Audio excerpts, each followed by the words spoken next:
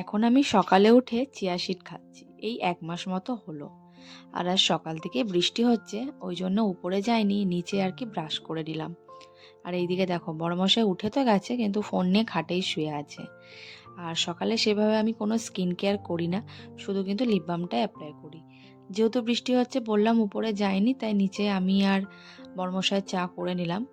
আর ও এমনি চা এই টাইমে খায় না, একবারে অফিস যাওয়ার আগে ব্রেকফাস্টের সময়ই খাই। যেহেতু আমি নিচে চা করছিলাম তাই ওর জন্য করলাম। আর ও এখন লেটেই অফিস যাচ্ছে, আগে ৮টায় যেত, এখন ৯টায় যায়।